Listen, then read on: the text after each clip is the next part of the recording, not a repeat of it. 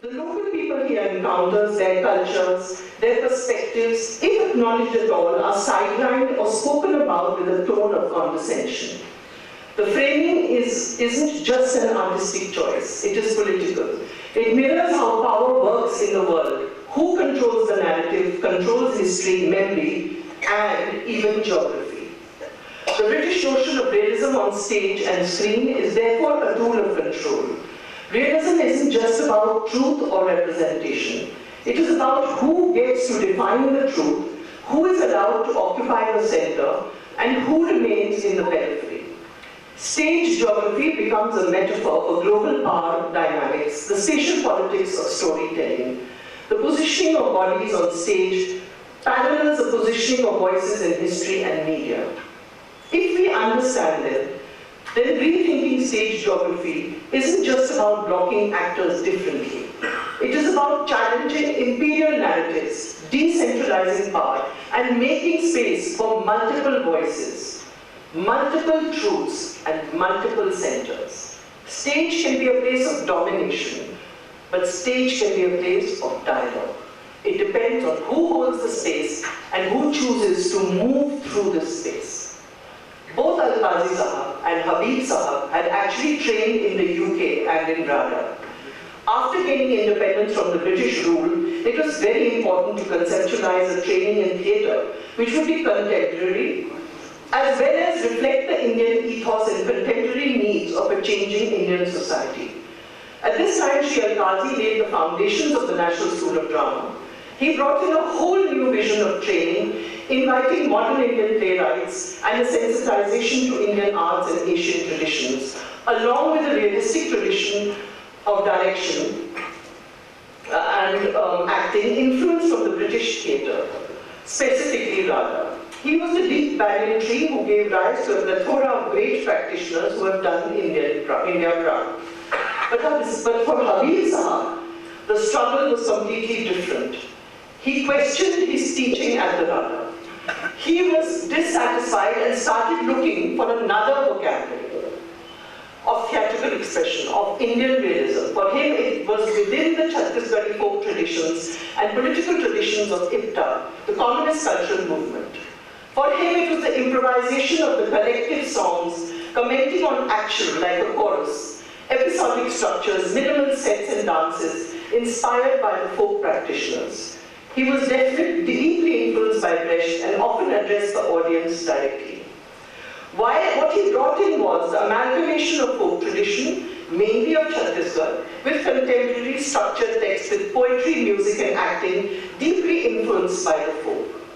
Spontaneous, using dance, tradition, games and rituals into the main text. The stage was more fluid in composition, but the grid of stage geography, perhaps, was not necessarily defined. From the same generation was Badal Sarkar. Badal Sarkar's vocabulary was born out of the Naxalite movement. He completely upturned the understanding of space, performing on the streets, squares, campuses and villages. His training, which I had the privilege to undergo, was using the body to become the vehicle of expression. The space was designed through protests and processions. Sarkar trained his actors to use the voice as rhythm and texture, not merely as speech. He created choral speaking where groups echoed or overlapped lines to create intensity. Repetition, chanting and breath became tools of emotional and political expression. Direction included designing how actors address the audience directly and break the fourth wall or move among them. The audience becomes participants or witnesses, not passive observers. He trained his actors to maintain awareness of the audience's energy and respond in real time. So you can see within the same generation, there were several explorations and questioning of vocabularies. In Bengal, Shambhu Mitra, though not defining stage geography, brought in a very political and very realistic theatre. And using the vocabularies of naturalism, he did a whole lot of very, very contemporary political texts. Utpal Dutt also came out of the IPTA theatre movement, moving fluidly between classical, indoor theatre and street performances. His stage epic productions in audio podiums and agitprop shows in factory, yards, villages, and protests. He called his hybrid form People's Theatre Movement. He adopted Brecht's alienation technique and breaking the illusion so that audiences think critically and not emotionally. Using songs, placards, direct address, episodic structure, and irony. Used Bengali jatra songs and slogans to reach the rural audiences. His People's Jatras performances fused folk spectacle with revolutionary content, making Marxism accessible. The person who I think also went to defy vocabulary, of course, of the next generation was Ratan Thiam. His music and choreography actually changed the space, even if it was within a proscenium space. But he actually brought in a mise-en-scène and choreography, which was both temporal and oral. Playing with multiple dimensions of space and time, Ratan Thiam's oral world is as central to his theatre as the visual language. The sound of the pung drum is crucial, at once devotional, martial, and theatrical. Traditional cymbals, bamboo flutes, wind instruments create both earthly and transcendental soundscapes. The chorus is not just visual, but deeply oral. They chant, sing, breathe together, creating waves of sound. Their voices rise and fall like a tide, echoing the collective fate of humanity. Thiam's texts are delivered in a poetic, chant-like manner, not at all realistic. This itself is a deviation. Words are elongated, repeated, broken into fragments, turning speech into music. His scripts often contain silences that are as important as his words. In plays like Chakravyuh, the oral design mimics the formation of armies, the clash of weapons, the heartbeat of warriors. Martial art movements are accompanied by sharp breath sounds, stomps, drum beats, and embodied percussion. In plays like Uttar Priyadarshi, the rhythm slowly slows into meditative chanting, bells, and drone-like sounds. Silence is never empty in Thiam's theatre. It follows the thunderous drums or chants, making the audience lean inward.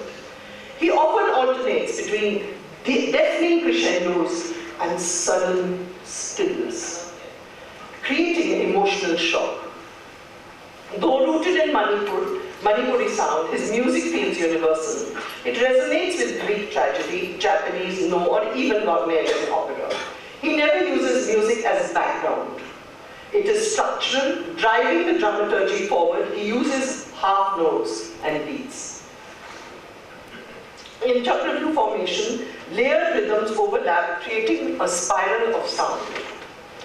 The climax drums accelerate, breath sounds from the actors become labored, chorus chants rise, and then suddenly a long silence after his death. In short, Ratan Thiam's work is ritualistic, physical, metaphysical, all at once. It does not illustrate the play, it is the play. His sound design makes the stage vibrate like a living body. However, when Ratan Thiam does a realistic play, the Imphal, for example, which I witnessed, the lexicon that he refers to is the lexicon that he received, let's say, from the Alkazi and the British tradition. Of course, the rehearsal processes are still director-centric. That hasn't changed. Kanhailal's theatre and sonography are very different from Ratan Thiam's, more formal and spectacular. Ratan Thiam's more formal and spectacular style. Kanhailal's stripped theatre down to its most raw, immediate human essentials. His sonography was not about design in the decorative sense, it was about space as an extension of the actor's body and experience. Theatre for him was a space of truth and not entertainment. He rejected elaborate sets, costumes, or effects. Instead, the actor's body, voice, silence, and presence were the central scenographic elements. He worked often outside conventional auditoriums. Fields, courtyards, villages, squares, streets, where the performance space merged with everyday life. Badal Sarkar had a huge influence on him. The actor was living scenography, breath, gesture, stillness, trembling screams, whispers. Costumes were often simple, symbolic, sometimes everyday clothes. Props were minimal, chosen for symbolic resonance, not realism. Example, in Pepe, actors used minimal props that their bodies and voices created an entire world of oppression and resistance. Empty space, full presence, Kanhai and I believe that even a bare stage could be charged with meaning if the actor was truthful. He turned the audience's imagination into part of the scenography. The absence of objects forced spectators to see through suggestion. Silence as scenography, a pause, an empty gesture, a stare would fill the space and move more powerfully sometimes than elaborate sets. His scenography embodied the struggles of ordinary Manipuri people, especially the marginalized. In Draupadi, when Savitri Haisnam, I'm sure many of you here in the audience know about this, and this scenography was reduced to almost nothing, just the actor's body. When Savitri disrobed on stage, the naked body became the stage design, stark, political, unforgettable. His spaces often blurred ritual, protest, and theatre. Kovalam Palikar was also deeply influenced by the Natya Shastra and the rituals of Thayyam and other traditions of Kerala. We can see that along with the given lexicon, artists of the same generation and younger generations questioning and taking or breaking the given lexicon. M.K. Raina, for example, brought political activism and political theatre. Ram Gopal Bajaj, enriched with several wonderful text-oriented works where he continued to reflect the tradition of Al-Qazi Sahib. Prasannaji brought a lot of exciting elements of design, some elements of the folk. He had a strong political vision and already done groundbreaking work with Samudaya in Karnataka. His brilliant productions and wonderful designs, not only of the stage but costume, gave a beautiful breath of fresh air to the theatre of the 70s and 80s. Bansi Kaulji's vocabulary was deeply influenced also by Palanji, though he was also a student of Al-Qazi Sahib. Bansi Kaul's vocabulary was also influenced by a lot of work which he had done in Madhya Pradesh on clowns and acrobats and folk theatre, which he added to the vocabulary that he had obviously had received. Ankuji with his Kahaniyon Ka Rangmanch, Amal Alana with her amazing productions and designs and costume design, Jayashree in Bangalore engaging with folk and contemporary, Tripurari with her engagement with women's issues, gave a plethora of diverse contributions. However, the vocabularies to me did not deviate majorly from what had been received. Even though B.M. Shah Sahab's Farsi productions were outstanding, we still followed old stage geography.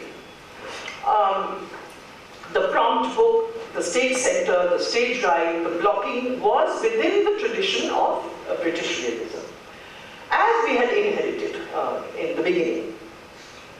Mohan Maharshi directed several powerful plays within the same lexicon.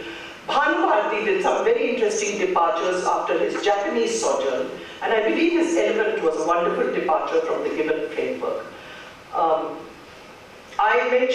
The people I mention are all stalwarts and pillars of modern theatre. I am only talking about vocabularies and not contributions. Please do understand that. Ranjit Kapoor also brought in a great sense of improvisation, humor, and improvised play. Rajendra Gupji's wonderful design in the space behind the National School of Drama, in the open air, for Khamosh Adalat Zari Hai, and multiple locational design in Lushan by Bhanu Bharti were also deviations from the static use of space. Spatial concepts,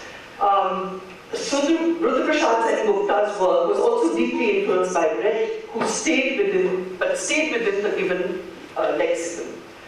For me, Karl G, who I actually studied under, majorly deviated from the given vocabulary. So he brought in a lot of improvisation, spontaneous reactions, playing with musical notes and rhythm. He painted the space with music. So it became a space of abstraction. It became malleable, abstract, and fluid. He broke the dominant language of Hindi and diversified into multiple languages, into bolis. He did productions purely based on sound and music improvisations. He introduced musical kits like Indian jazz, performance of beats, off notes, dissonance, cacophony. He would say, "Mujhe to shor chahiye." Noise is the bass. He did not want melody or things which are synchronic. Everything spoke of dissonance, of rupture, of bringing in all these deviating notes. And for that I thought was a very, very contemporary contribution to Indian realism. He brought in the folk and the traditional, but as all of you, that generation which has seen his work, he brought it in conceptually, rather than trying to transplant a form. Everything was playful. However, there was no systematic training. So we were trained in the anarchy of a completely new way of living and rehearsing. चलिए आ जाइए, अब मैं rhythm दे रहा हूँ, शुरू हो जाइए. So sometimes the rehearsal would begin with that. अच्छा मैं एक सुर दे रहा हूँ, अब आप इस सुर के साथ कुछ compose करिए. So we didn't know where we were going to. Ashok ji has seen the whole thing in Bharat Bhavan, so he knows what I'm saying. But it was very exciting, because here we were receiving a very given stage geography, On the other hand, we were receiving this man who was saying, कि सुर से शुरू करो, अभी ये तुम coconut का बोलो, वहाँ से बीट शुरू करो, rhythm शुरू करो, So we were taking from many, many sources and traditions. We will not negate any tradition. It is, each person is contributing to our lineage of theatre tradition and vocabulary.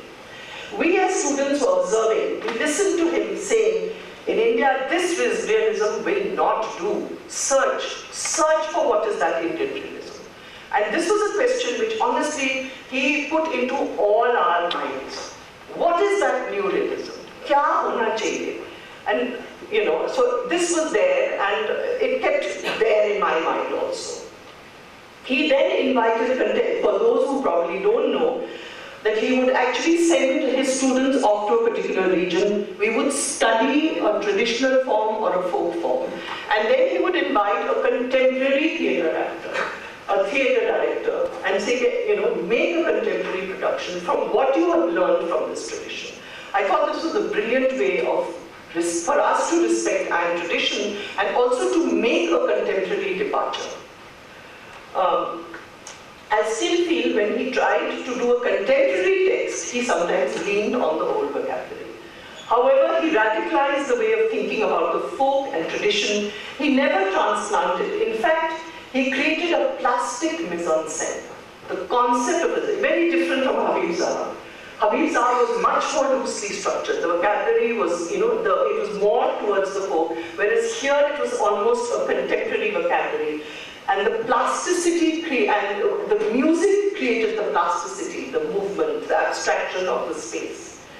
The acting style used many traditions of dance, traditional forms, and again colored over the years. This is something which I always speak and no one else really reminds you, that he was a socialist towards the end of his life.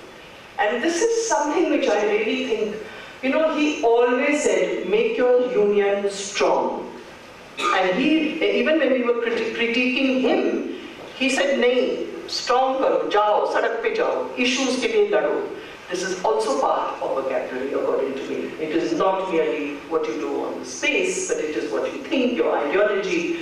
And a lot of the practitioners who I've talked about were influenced by this whole wave of progressive thinking and by communism. Robin Das, who was teaching at that time, was another director who I really think broke the dominant vocabulary. He completely broke stage geography.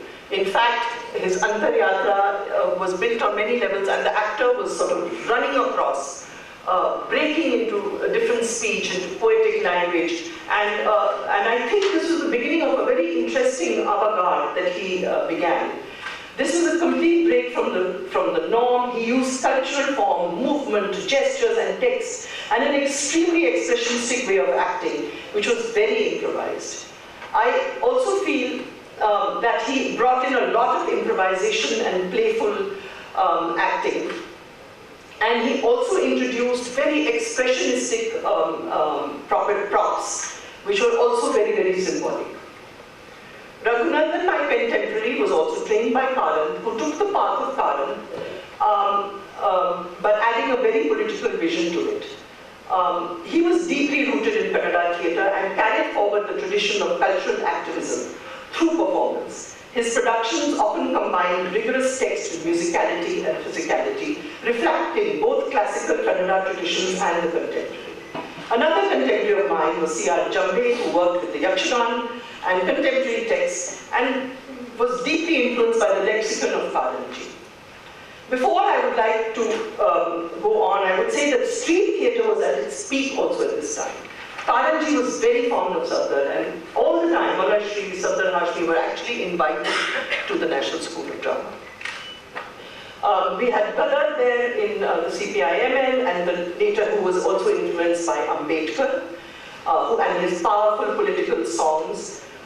We had the feminist movement in which Anuradha Kapoor and Maya had begun some of the first plays, which were anti-dowry, anti-rape, play called Swaha, which I was a child, I remember in college and witnessed. And they were constantly questioning, the patriarchal modes. And there somewhere in Kadurimal College, we had someone like Keval, who was also trying to create a consciousness among the youth. Something which was very important and which we really don't have. A consciousness, a theatre consciousness, and a spirit of exploration, which I think was very radical and very important.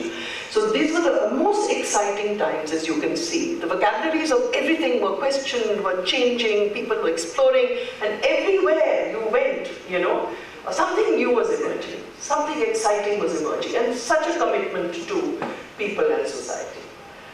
At this time, Neelamji had begun off also with a certain given vocabulary, which of course all of us will. I mean, obviously we will begin with the vocabulary that we are trained in, and therefore later we will question it, or break it, or challenge it, or continue the vocabulary. I still remember seeing her work, Respectable Prostitute, in Bhopal, which is definitely was influenced by the given vocabulary since she was a student of Afghanistan. But subsequently, when she moves to Chandigarh, and where she starts working with folk musicians and practitioners of Punjab, there is where I feel there is a distinct change in her vocabulary. She was also very deeply influenced by Karan. And vivid imagery, musical improvisation of the folk actors, the use of ritual, and looser framing and fluid space is a continuation of the Karan tradition. Her layered costumes, which were almost metaphorical, are her invaluable contribution. I wonder if this is also the influence of Roshan Al-Qazi, who was such a phenomenon with costume design. Still in the 1990s, when I returned from the USSR, the dominant vocabularies were as mentioned. Having received an amalgamation of both Badal Sarkar, Karanji, as also being taught by most of the scholars of that time, whether it was Kirtiji, Ram Gopal Bajaj, Bhanu Bharti, M.K. Raina, Ankur, Pansikor, B.M. Shah, my own works seem to slightly differ. First of all, for me, the actor was an equal collaborator. The director was not the dictator. The space was taken over by the psycho-physical, not the physical. I used improvisation as an absolute rule. Everything was like a laboratory. We were dipping into multiple ways of creation. I was mixing multiple genres, multiple styles in one play, multilingual text, multiple sources, and a fusion of music, non-linear narratives and devised texts, visual, poetic, but hard-hitting contemporary. Advertisement, documentary, social history, photos, videos, imagistic, all blended together to create a provocative text like Raj Darpan, which was done at the invitation of Kirti Jain with the National School of Drama students. My actors were trained to move from realism, hardcore psychology to stylization and folk, thus blending several styles in one performance, rarely done at that time. My theatre is built not on continuity or comfort. It is born of disruption, interruption, and multi-layering and multilingual too. I would deviate for a second, but I think a lot of women theatre, and we coming to them, that disruption is part of us. Because you are also looking after the house, you're also looking after a family, you're also doing your work, and you are disrupted.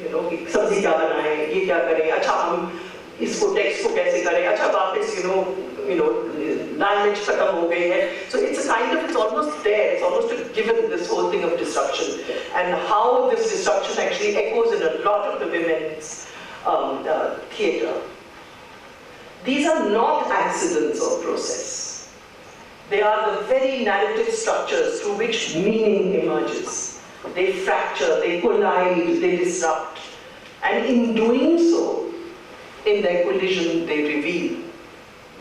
The influence of Karanji with his deep rooting in tradition and questioning of Indian realism and contemporary practice and the rigor of the Soviet Union with its discipline of form, politics and huge experimentation of theatre language live within me. India, as Ramanujan says, is not one. There are Indias within Indias. There are so many Indias and there are so many realities, and therefore our vocabularies have to be vast. We move constantly from the real to the mythical in one breath. Our reality is a combination of gestures, both ancient, pop and modern. Our stories shift from deep deprivation, poverty, hard labor, water, scarcity, disease, to celebration, music, dance, again from traditional bhajans to Bollywood, pop and rock.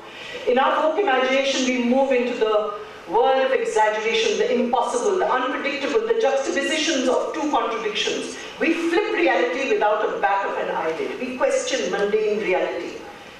Bholi from Jharkhand, who is a domestic worker, tells me how her chacha becomes a tiger at night and visits her. She believes this. There is no, absolute faith. Another story she tells me is that one of her uncles was determined to defeat death. He would come and he would every night make a huge pot. And at that time that he completes the pot, he thinks he's just about to conquer death, and his aunt sneezes and he doesn't conquer death. So you move from absolutely mythical, completely down to earth. And this is India, according to me, to my uncle.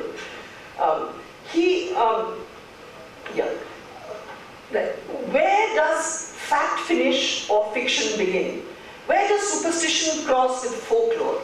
Where does the stark reality of working in coal mines merge with spirit, sorrow, drudgery, and labor and exploitation? The man who labors all day thanklessly sleeps with the Superman on the tailor. Under a tree in an old Delhi gully, a man irons clothes by the dozen. On the tree are nailed calendars, arts, gods, and goddesses of many religions. In the night, the violent sounds of motorcycles without silencers do stunts on empty roads. Muslim youth come out on their bikes, and from the other edge, wearing orange bandanas, came the Hindu brigades. They circle in violence. TV screeches, mythical news, and reality shows bent out fake homage and charity to ordinary people, with Ramayana, Muhammad Rafi, and Anu Malik also thrown in this. Also, non-religious people like myself. What do we do? Where is our inspiration? If we are political, then it's stories and love for people. It is for the freedom struggle or for revolution. It is that what gives a higher dimension. For me personally, it's urban stories, the multiple languages, bolis, and as Karanji used to say, gali hai, galiyon ki gali hai, wo bhi to folk theatre. मैंने कहा हाँ, वो folk मेरा folk theatre है. मगर जो आप folk theatre कह रहे हो वो मेरा नहीं है, because मैं वहाँ पली नहीं हूँ folk के बीच में. So and this urban folk has also been part of something that I did, which was a film, Hore Ko Jalebi, and that, as I think somewhere, brought in the urban folk in many ways. For me, it's urban stories, the multiple languages, bolis, galis, TikToks, Instagrams, because I think that's a modern folk. It's not to be dismissed. It is actually part of that the need for people to express themselves. All the screaming poverty, all this constitutes our reality and must enter our vocabulary. Yes, I do not remain contained by them. To inherit is not to repeat. To honor is to question. My work is to dismantle the patriarchal and colonial grids that continue to define theatre spaces. The stage is not a pedestal. The geography of performance is not fixed. The rehearsal is not a hierarchy of command. These structures born of power and control must be undone. Space is fluid. Space is ever fluid. It remembers oppression and repetition. It remembers oppression and repetition, where boundaries blur, where the actor and director and spectator breathe together. That is the space we occupy. Space must not restrict the body or the text. It must liberate it. Tired of the proscenium, tired of old choreographic patterns and blocking patterns, I started seeking a space of journey, fluidity, travel, and changing landscapes. Amidst extremely suffocating and ever-tightening gender biases, I decided to do Silapadikaram. I will be showing you this at the end of this lecture, if you're all not absolutely asleep. Maya Rao and Anuradha Kapoor are my contemporaries who are working at this time, and they are also working on a vocabulary which is also changing the given norms. Anuradha Kapoor's work is marked by rich collaborations with legendary visual artists such as Nalini Malani, Bhupen Khakkar, Vivan Sundaram, whose sensibilities have deeply shaped her design aesthetics. Working with artists like Nilima Sheikh to create scenographies that extend beyond conventional stagecraft, allowing for an interplay between painted surfaces, moving bodies, and the spoken word. Through these exchanges, she would highlight the evolving role of the visual in performance, where painted canvases and installations become active participants. She has also actively collaborated with younger directors and artists like Deepan Chidaraman. Through her vocabulary of design and work, though her vocabulary of design and work in the actors was in the beginning influenced by Deshantar, which also repeated some of the prevalent direction, but she made departures in works like Nayaka Bhed, of Dark Things, and on many other productions, which were non-linear, imagistic, or Sundari, where gender, sexuality, and identity were questioned. Her work was also very collaborative and very able to take very different minds, different people, take them on. I think this is also a very important vocabulary of the 90s, when women actually stepped into the forefront as directors. We were not ridiculing each other. We were not putting each other down. We were not stopping or signing campaigns against our younger people who were differing from us. I think this was an extremely important part. And I think it came from the feminist movement, a thing of extending solidarity to each other, you know, and I think I need to actually say that and record that part. Maya Rao is again another artist whose work has redefined Indian realism and theatre vocabulary. Trained in Kathakali, but expressing hard-hitting contemporary issues, Jugalbandi with videography, and political walk as means of protest, multiple genres, and cutting-edge methods and improvisational style. She often performs alone with minimal props, sets, or costume changes. Her work draws heavily on movement, gesture, posture, influenced by the Kathakali training. She uses the body to shift between characters, emotional states, even to embody abstract or collective ideas. She doesn't always begin with a fixed script. Many solo shows evolve through improvisation, rehearsal, editing to find structure. The impetus, which is I think also the case with me and with Anuradha and to some point with Kirti, to a little lesser point perhaps with Neelam and many of the people who are much younger to us. The impetus often comes from what she feels, remembers, or observes. Many works are immediate responses to societal issues, gender violence, lynching, laws, communalism. Though solo, she incorporates sound, video, live feeds, silences, and non-verbal expression. Even in very serious political works, of course, there's a lot of humor, sarcasm, and absurdity. She uses semi-words, breathing, growls, vocal, and I think she is the person who has actually started off a huge contribution to solo performances and productions. I personally have collaborated with Leela Sampson, Dadi Padamji, Ajna Shastri, Ronesh Ray, Bharat Sharma, Navtej Johar, Amar Kanwar. At this time, Kirti Jain has become the first woman director in the National School of Drama. A very, very big movement again. Again, we move from always being headed by male directors, and this is the first time a woman director has actually headed an institute. She starts questioning the way of teaching, the syllabus and existing theatre vocabularies. She invites younger practitioners like Khalid Tayyabji, who's trained in Grotowski, Arjun, Rena, myself. She invites us to revamp the direction syllabus, and we try and evolve a whole new system of training. Even if we have practiced and we have received some of our training from the West, how do we change it? What is Indian? What is the need of the day? Can we just keep saying that this is theatre and this is it, and then we stagnate and fossilize, which is what is being propagated? No. It has to be challenged. It has to move. And if you don't move and challenge and you're stagnant, there's really something wrong with the country. If it is not encouraging you, pushing you, and making you actually think. So this was a very, very vital period in which, not only through her own work, but through this very vital asking, questioning, we actually began a whole new way of looking at and direction and training. And I wish I could dwell on this, but obviously I can't, it will take a long, it's a very, very big space which needs to be spoken about. Some of our students of that time, I will only mention a few, there were many, Abhilash Pillai, Abel Mark Royston, Robert Gogoi, and several, at least 40. I'm seeing one student sitting right there is Donald Baird sitting right there, and they all have taken on very, very different directions. Some have been absolutely brilliant in direction, some in management, some have gone for training and become great teachers, and there are at least 40 actors who have been very prominent in television and film and stage. So this is not a period which can be waved away and just, which it was like, oh, this is just flux, this is nothing. This is a very, very important period. Let me reinstate this period for you in your mind. It cannot be dismissed, in any way. What is distinct about the vocabulary of the next generation? Abhilash Pillai's work is distinguished by an extraordinary metaphorical, metaphysical, and multifaceted use of space.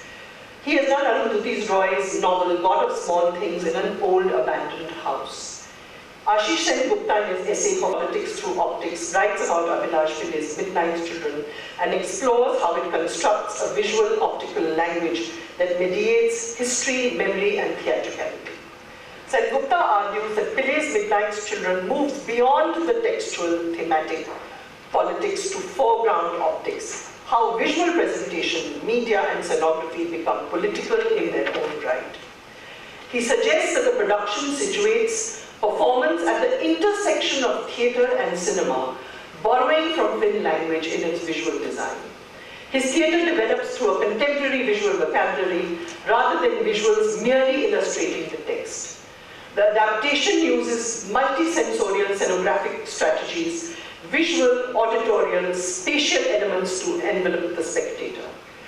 Pillai incorporates vocabularies from Bollywood in aesthetics, spectacle, optics, making the performance media-aware and culturally situated.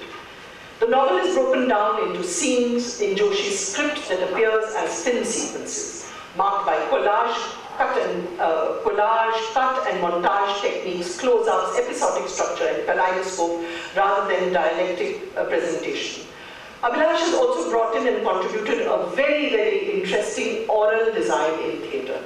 The soundscape is changed completely from just illustrating the action.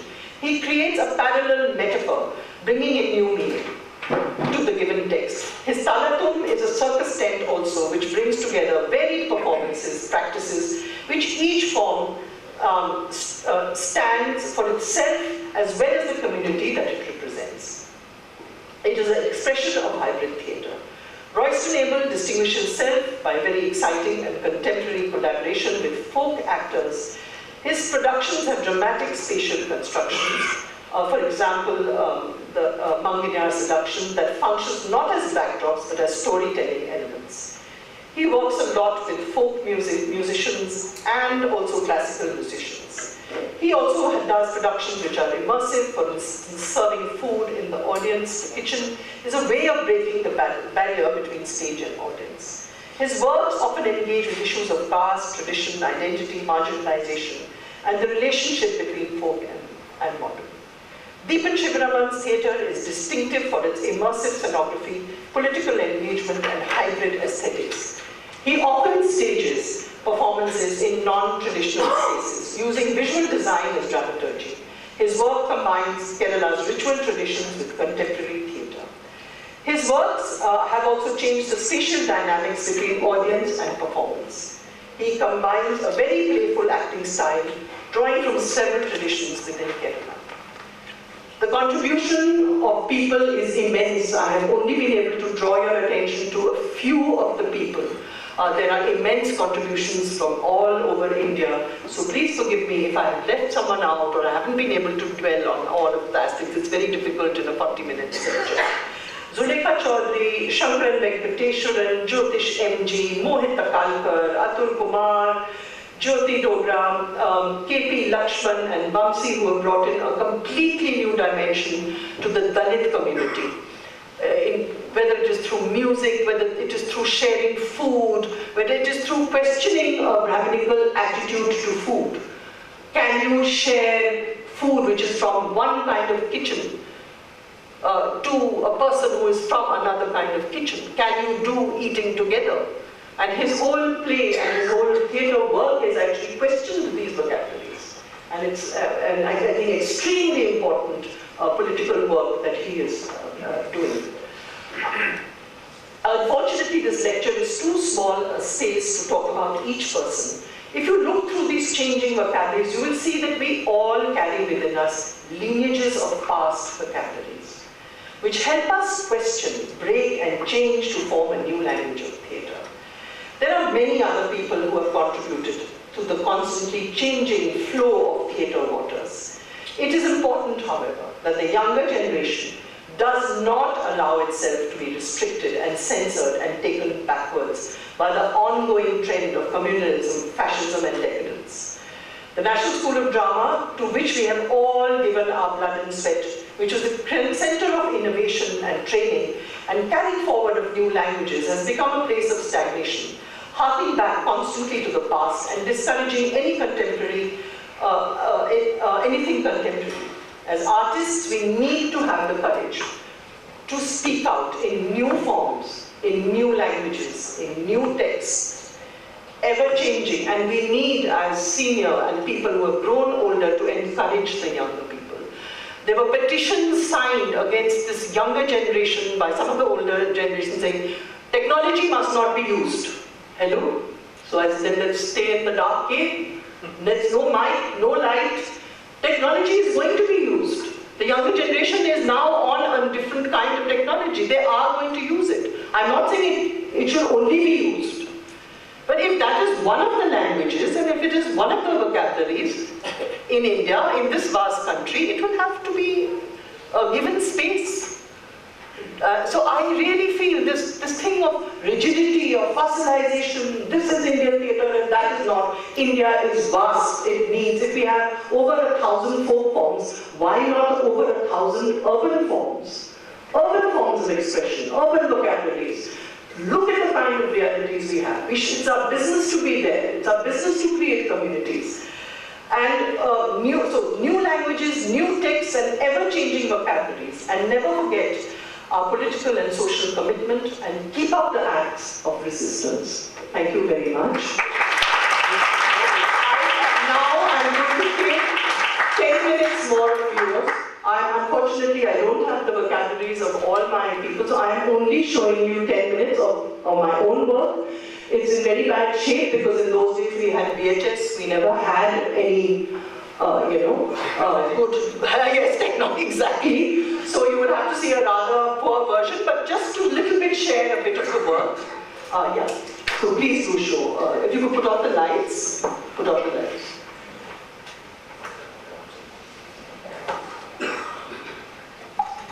Could you put off these lights here? No, here. यहाँ से, ये पीछे.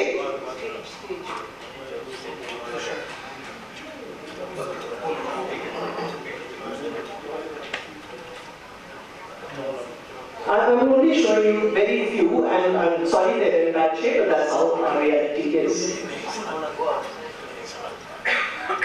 This is Antaryatra, which is based on the Tamil epic Silappikaran.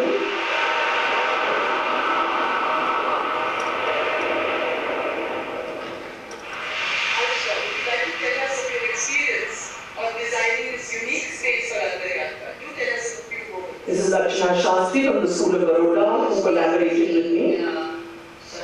Designed and conceived by keeping in the panoramic scale and the continuous narrative tradition of the epic.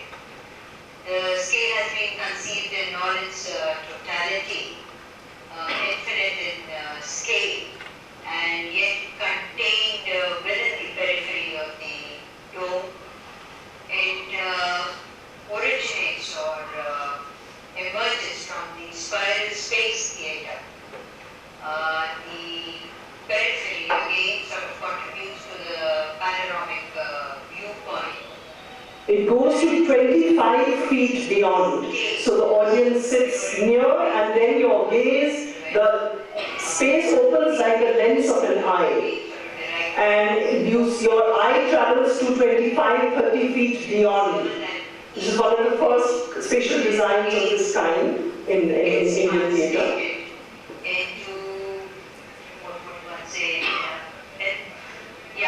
as I have sort of conceived it, the periphery of the dome as well as the contour of the... We have a mixed team of actors, and we have Bhagirathi, we have people from Assam, Karnataka, Anusha, which is both at the cosmic level as well as contributes the psychophysical state of the actors involved.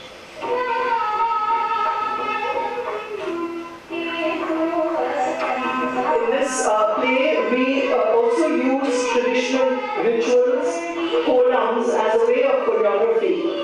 And they also become a way of showing the entrapment of women. You will just see in the next scene. So there are folk elements. You can see this is Kannagi, who's played by Bhagirathi. She's using the kodam, but the kodam's meaning has changed. It's like a trap. So we move from the courtesan, we move from the householder, and we go and we use the mystic tradition of the saints, Andal, Laldev, Karaikal, who break the institution of marriage, who go forward, who want to question all that is happening. And we use texts like Simone de Beauvoir, Woman Destroyed. We use a multilingual, multilinguistic text. You will see the actors now moving according to the kodam. So the choreographic patterns, the blocking patterns, so-called blocking, have completely been changed in this production. We use Tamil, Tamil, Hindi and Kannada. We also use Tamil music and Carnatic music and Hindustani music in this, and folk.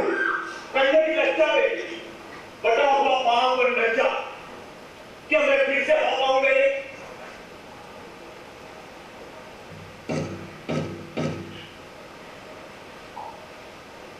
इस नुपुर का कोई मूल्यांकन कर सकते हैं? जी. And we have actors from Assam, from Karnataka, from Delhi, from Andhra. So it's very, very different actors trying to work together in multilingual texts. This is Kanadi, who actually, in despair, she takes her breast and she plucks her breast and she sets Madurai on fire. This is the scene.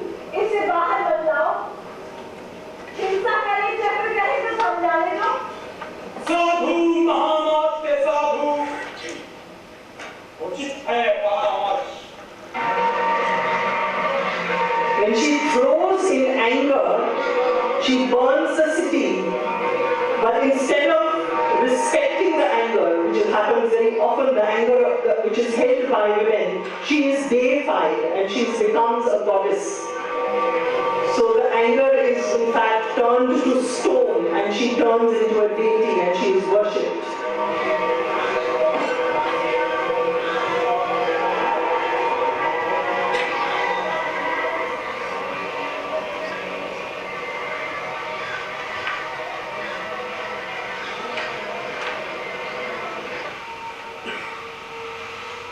This is an actor from Russia who is a ballet dancer. So we use contemporary movement and ballet movement.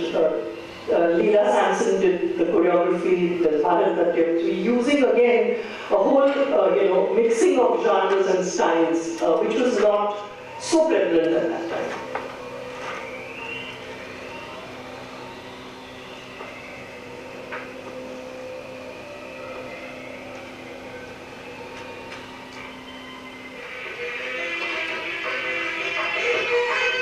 This structure was made by pure jugaad, by the way. We kept looking at, fishing nets, how to come to this. Archana kept exploring toys from old Delhi. And then we just found Kashmira ji, who's her name, who is, it was very interesting how it was. This is T.V. Gopal Krishnan who did the music.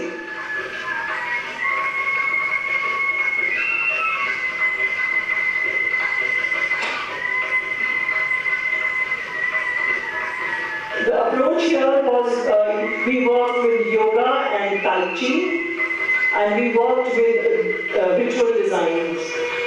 This is Kashmira ji, he has died now.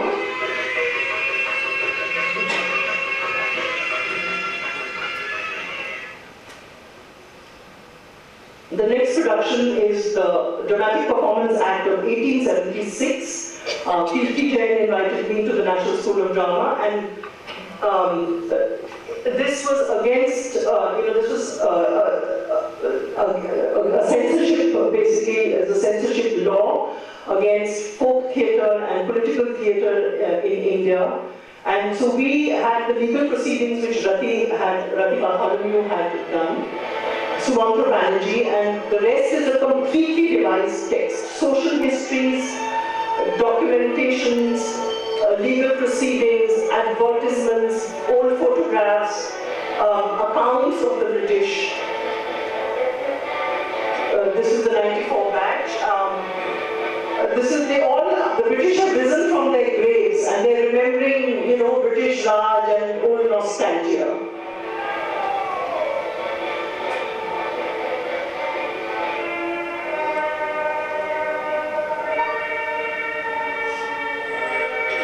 Raising a toast to the good old days and the good old British Raj.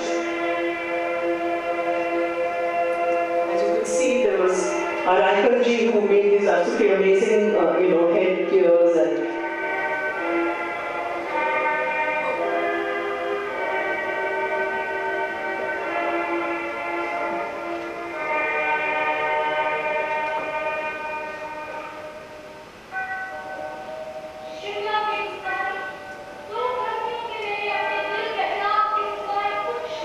These are all social accounts. This is the making of the Babu, Macaulay's reform and educational reforms, and then we show this whole kit comes of, English nursery rhymes, English language, English culture.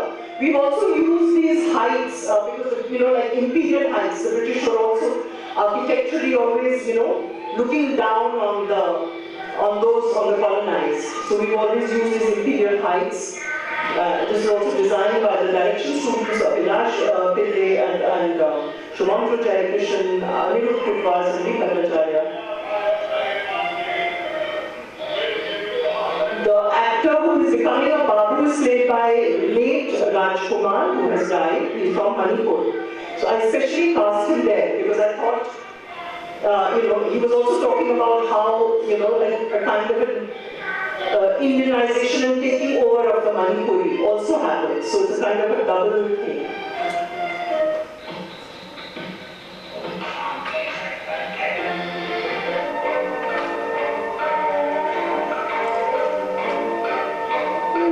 He's being brought into the sort of British etiquette, playing golf, just a lot of fun and playful humor.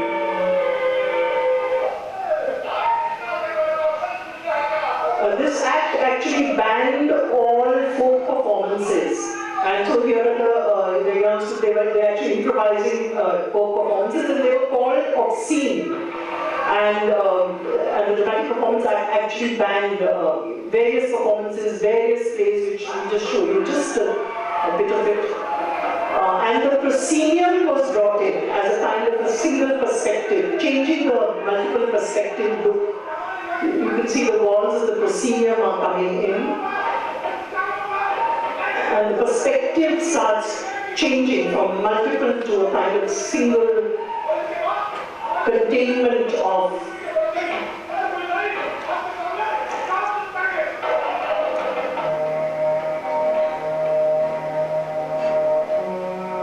this is the actual legal proceedings which were actually there, which is documented by Lucky Vati had done her research, and Shumantro wrote us this scene, so it's completely devised. And so the British are pitted against the Indians, actually fighting the case, saying that you cannot take away our liberty and you cannot just put up any censorship. So it's a very interesting thing. The choreography here is actually improvised based on games. We're using chess, we're using Othello, the witness boxes are changing all the time.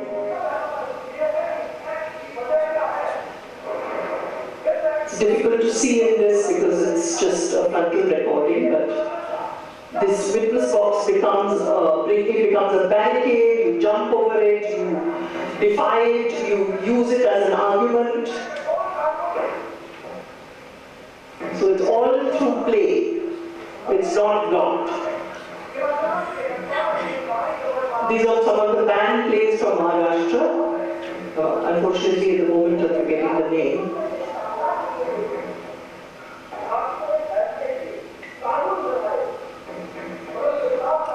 This is 94, so I'm sorry that again, still don't have the money to, revive all this, but you'll have to do with this, sorry.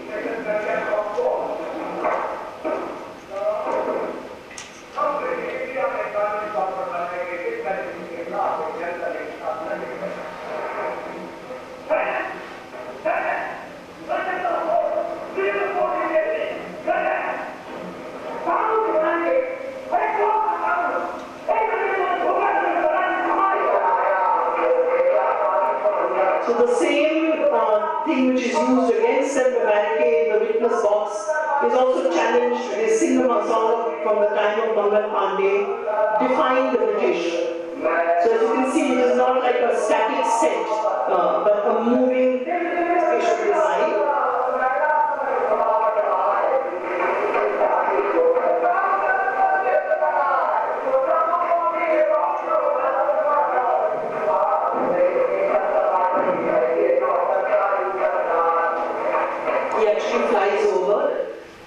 These are all the banners with all the plays that were banned by the British at that time. Unfortunately, I have only photographs, very bad ones. This was completely devised text on the globalization and the collective loss of memory. Completely playful. We used military strategies and warfare to do the choreography of this. Because advertising and military warfare use very, very similar principles of working.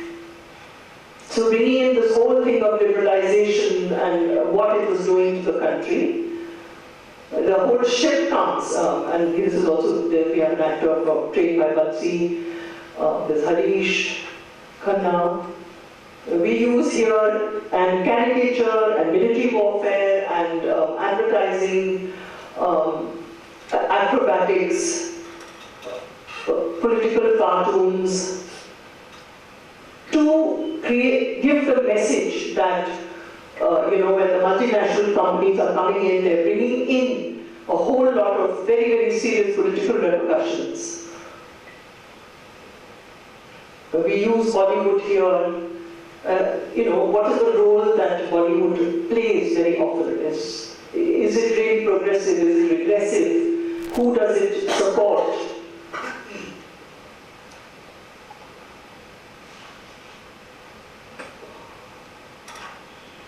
There's constant sound of army and rape, the sense of the rape of the land, and there's a sense of the spirits here. There is Ratna, the sense of these spirits who come and try and give succor to those who have been marginalized. So just this pouring of water, pouring of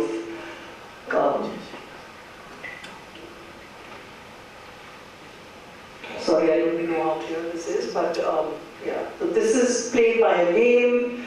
The British, the Dutch, they come taking away the land.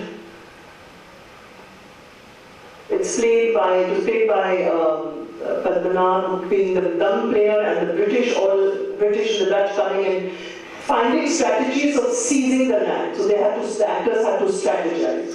So it's obviously not very clear in this. And another 10 minutes to go, don't worry.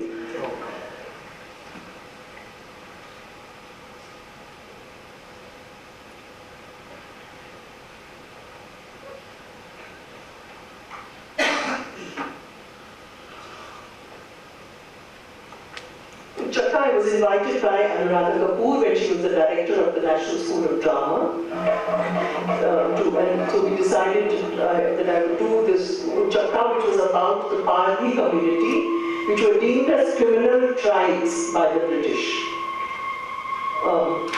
And this is by Lakshman Gaikwad. It is his first autobiography, because his father said, "Hum tum chori nahi karoge, hum tum pen uthaoge." The blade is the main tool of worship, because that is what is used, as their vocation.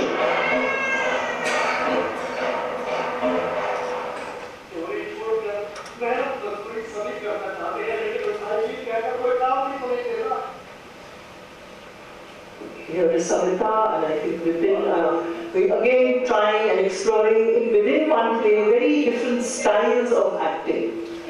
From psychological gesture to very, very interior, movements.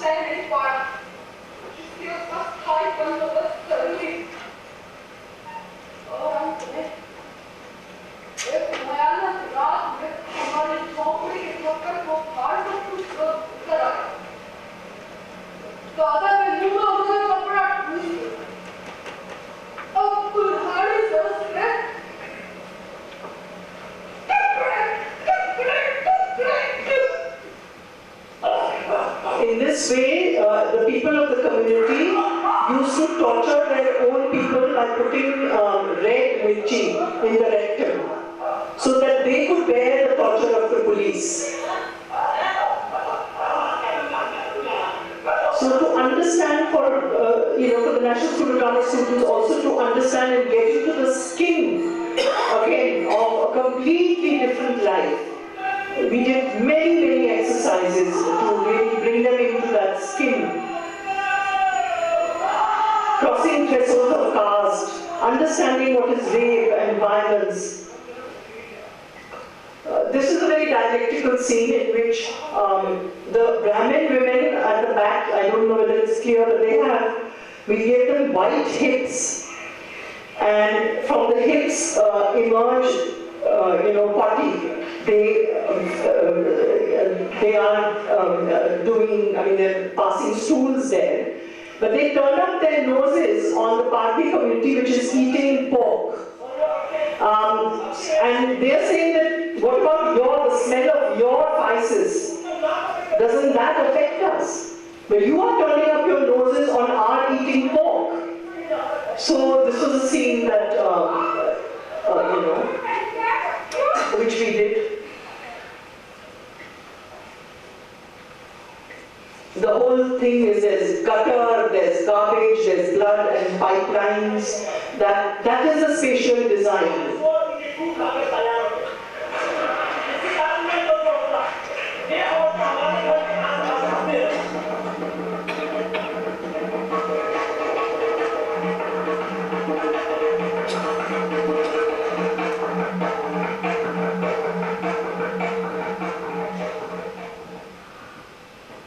And the last, this is Namdev Hasal, the Dalit activist. It's based on his poem, which was done in the Kochi Muslim Biennale.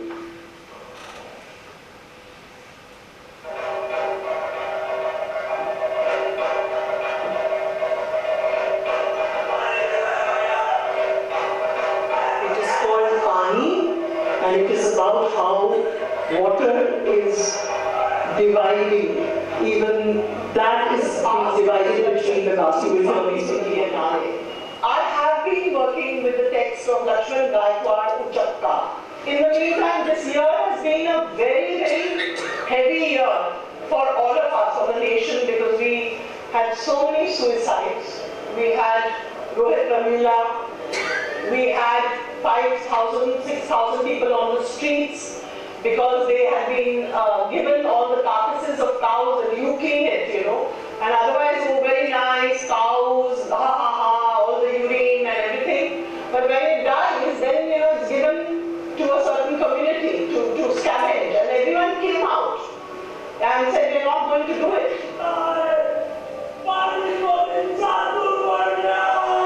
They cannot have access to water, or they have access to only polluted water. Which is why we started forming the idea of this whole gutter, the polluted water, the actual, you know, resources of fresh water, you know, coming. And we thought that this probably would answer many questions. For example, he says that Siddharth, water is Siddharth. And I treat Siddharth like a mortal, like all, he was a human being who fought for equality, who fought against caste, who fought against fossilized Hinduism. I made them do several exercises. Then I made them do work on thirst. I said, you have nothing to drink and nothing. Just feel that the throat is dry. And then take a cap of water. Put that cap with one drop of water. Release that one drop of water into the throat. And see what you are experiencing. See the tongue, the swallowing, that one drop of water. So we did this exercise.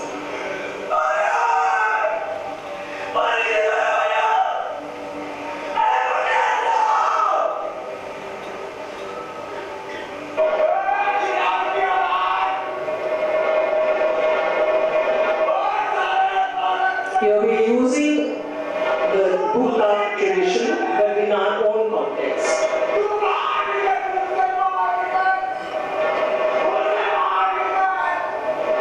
We're using the emaciated Buddha, we're using the young Buddha, and we're using the Ananta Shaitam. Thank you very much. Now we're done.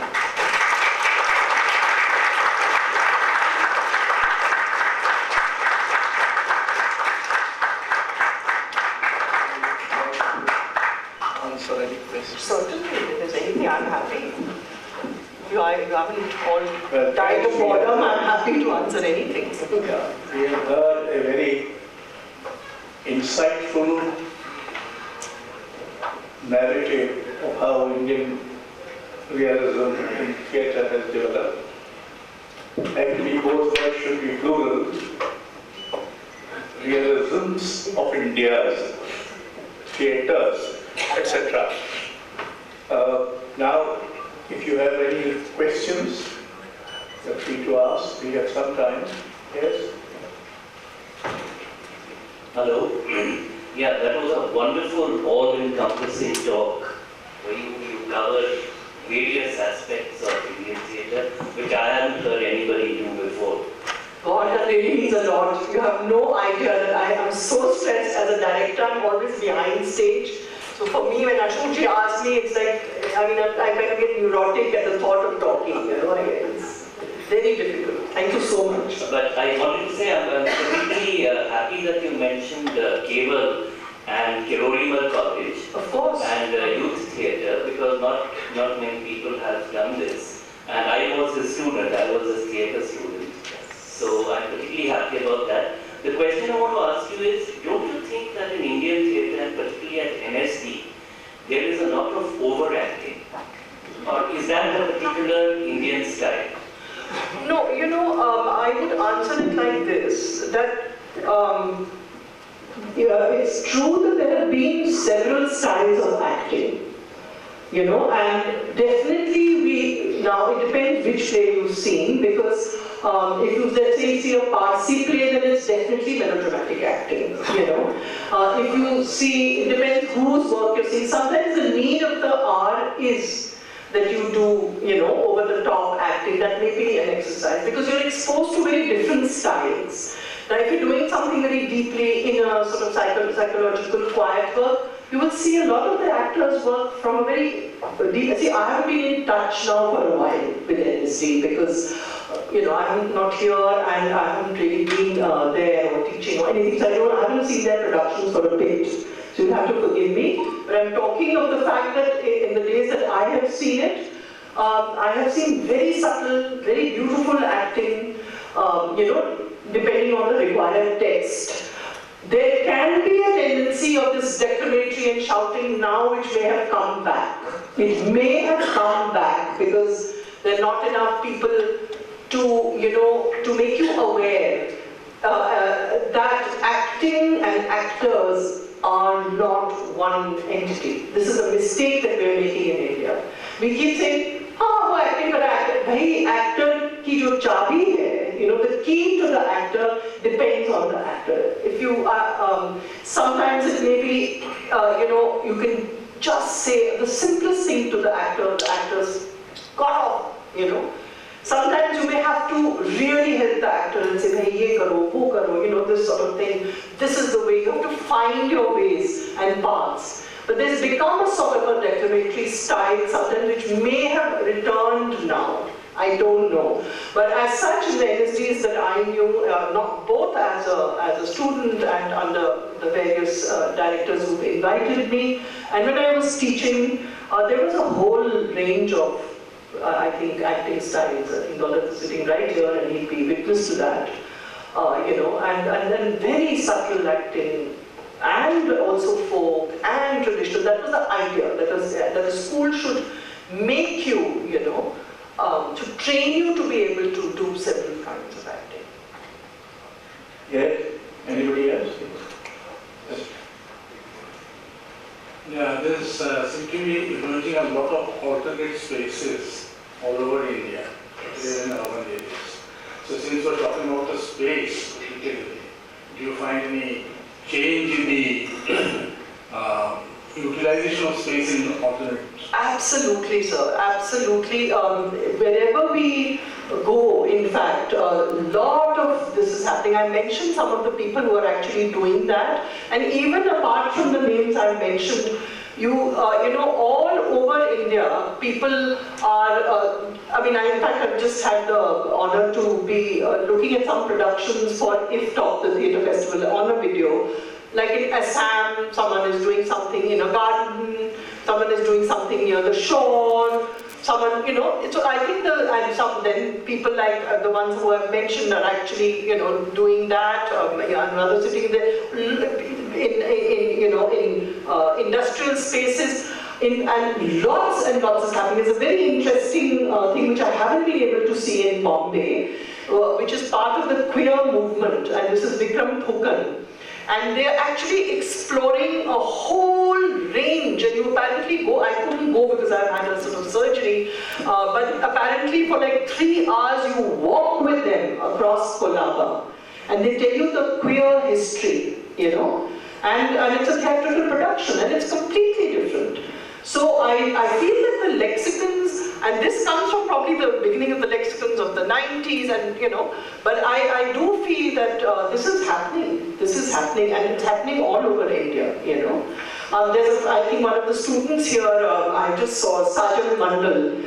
Now he goes off to fishing places, you know, and he goes and he tries to get a cooperative of the fishing people. He, you know, unites them. I haven't seen the production. It's very difficult for me to describe something I haven't seen. I've seen a bit of him on video.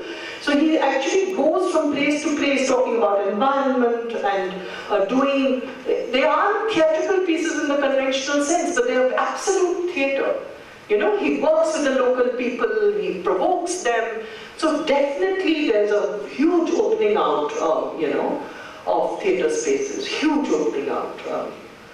I mean, sometimes what happens is that the best of us, even when you think of it and you just don't have the money, you know, sometimes.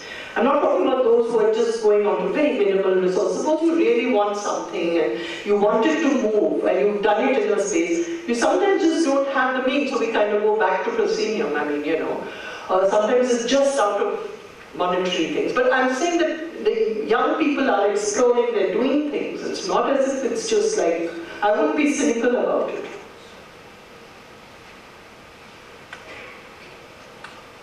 Well, Yeah, here there's a...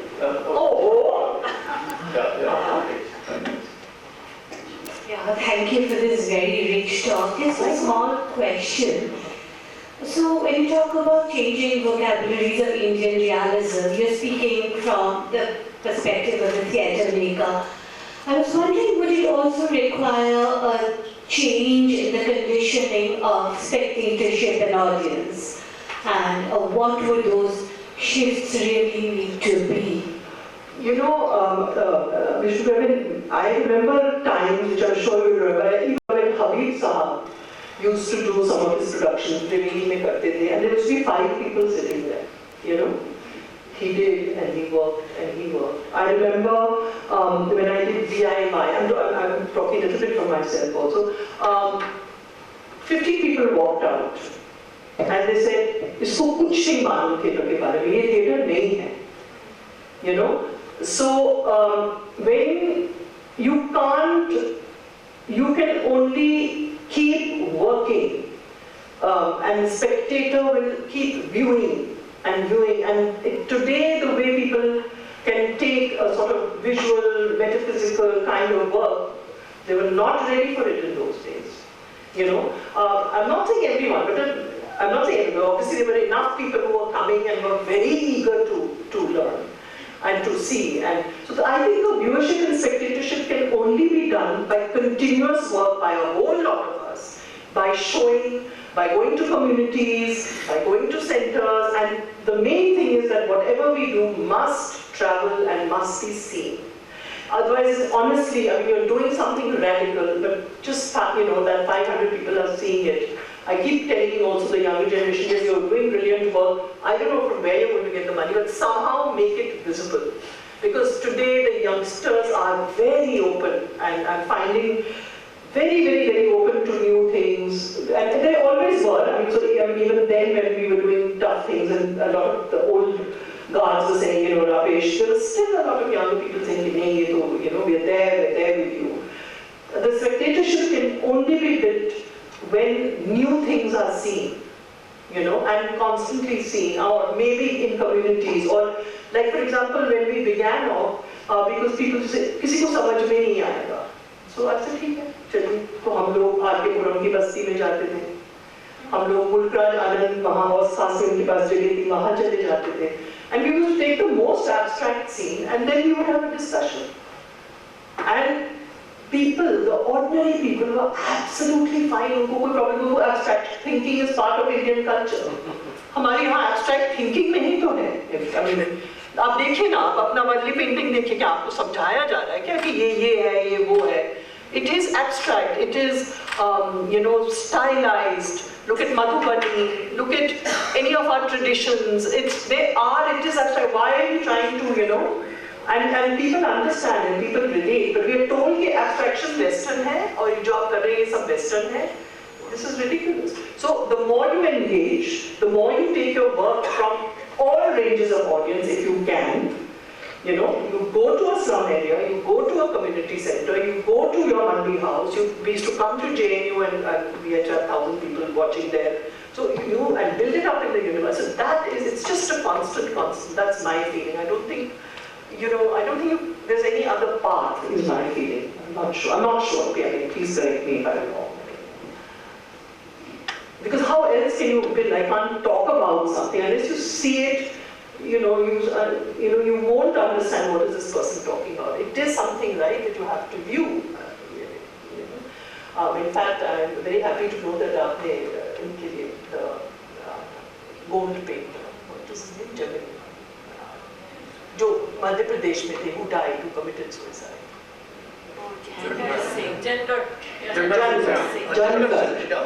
Now his work was so abstract So brilliant, and I met him because of Karanji. He used to just stay there, and Karanji said, "Jao, jao, jao, jao, ke aao." So we met there. छोटे से जुगी में रहते थे. क्या उनका काम था? I really don't understand, but brilliant work, and everything was symbolic. Everything had a meaning. Everything was abstract, you know, and people who have grown up looking at this, already their sensibilities are forming. That's why our people are like that. And they really are. I mean, now it's going because of constant television, constant, you know, social media. So that is going, but the only way is to go on and on showing it in different spaces, is what I feel. Yeah. Well, friends, we come to the end of Someone there. Is there someone? Please. Madam, in the name of multiple theatre, multiple truths, multiple vocabularies, and many more multiples, is there a space for margins? Where do you draw the margin? Margin has no space in your vocabularies. Margin में आप कैसे बोल रहे हैं बताइए? Some margins are there in whatever work we do. The stage, if you go to the stage, it is wide open, you do whatever you do. The canvas is open, you make whatever you do. Some margin or some regulations are not there in your vocabulary.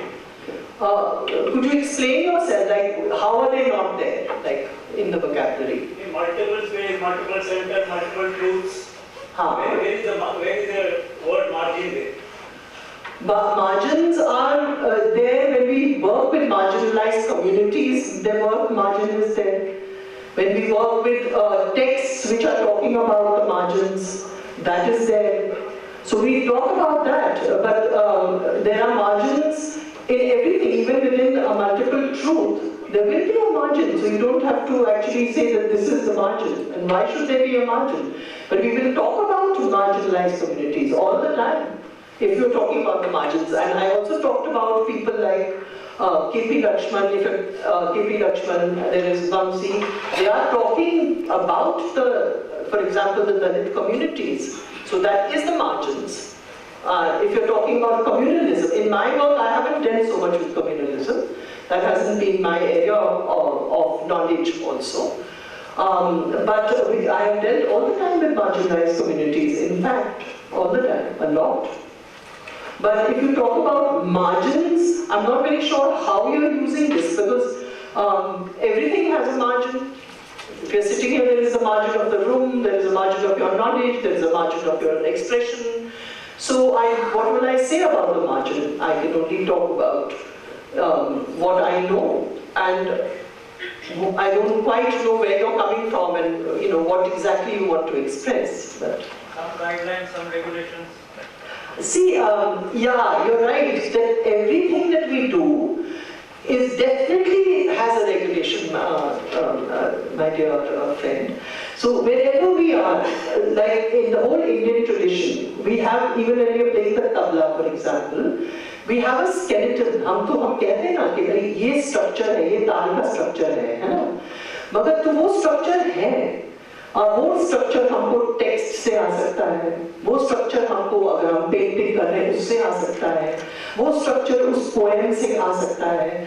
वो structure हमारे हम कहाँ तक जाना चाहते हैं, क्या कहना चाहते हैं, from that it may come. So there is a structure, but my topic was this. Otherwise, if you want to know about training, how do we work, with directors, how do we work with actors, there are structures. The structure is given within the exercise. Like, for example, in Uchakka, which you just saw, the students had to work with Lakshman Gaikwad, document pickpockets.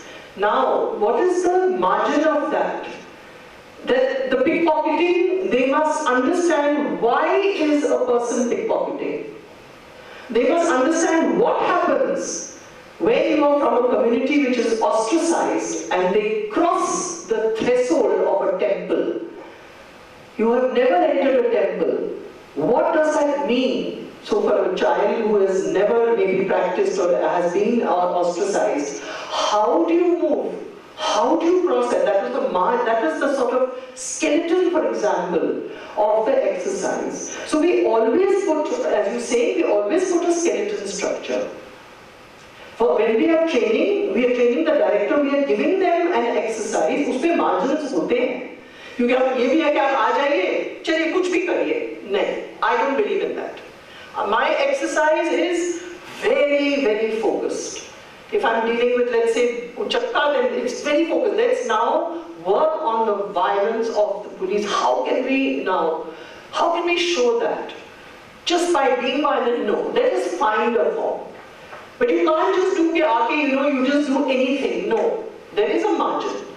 So जैसे कि ताल में आप एक structure में रहते हैं, मगर आप उसमें से डिपार्ट करते हैं, बहुत कुछ घूम घाम के फिर वापस आप उस स्ट्रक्चर पे आ जाते हैं. आप सा आपका घर है, सा से आप नी तक पहुंच के वापस सा पे आते हैं.